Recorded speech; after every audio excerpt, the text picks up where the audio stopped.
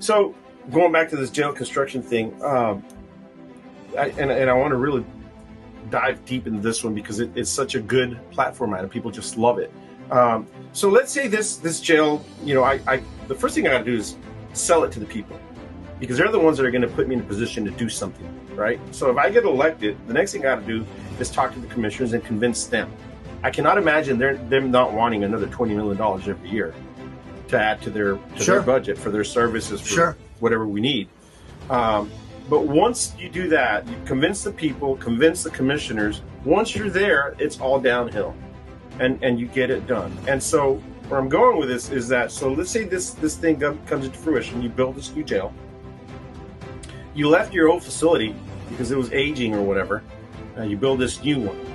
Well, the commissioners have already been talking about building a new juvenile center because the one we have is very, very small, and it's just not meeting the needs. So you take the current jail and you update it according to specs and policies for juvenile detention, and now you have your new juvenile remodeled facility to a juvenile detention, much bigger than what they have now.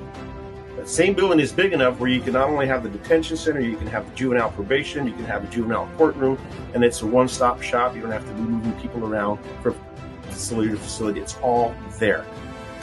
Icing on the cake here is that facility is pretty big for our own needs, so then you would rent those other beds to other jurisdictions, just like you do the adult jail. But in the juvenile purview. And that makes you more money still.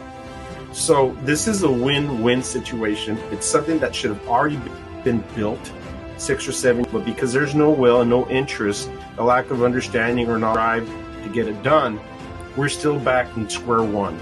Right. I'm willing to take this bull by the horns and wrestle it to the ground. All right. I need to convince the people, convince the commissioners, and after that, let me have the steering wheel and I'll make it happen. Let me ask you this. Do we have any examples of nearby or maybe not nearby Texas counties doing this project, meaning changing their old jail to a new jail? You know what? And the benefits or, setbacks afterward? I didn't know this, but that debate that we started off this conversation with, that they had here in Hidalgo County between the incumbent and the opponent, the candidate, they did a little bit of exchange there on the jail situation here. They estimate that Hidalgo County needs 2,000 beds. That's for their own needs, not like what I want to do to make money off of it. That's just what they need to operate in this county because it's almost 1 million people in population. Right. So they're severely under. Their buildings are too small. They're having to rent a facility in Willacy County, and they're sending their inmates to Starr County. So they're having the same problem here. The difference between Starr and Hidalgo is that in Starr, we want to get ahead of the game to make money.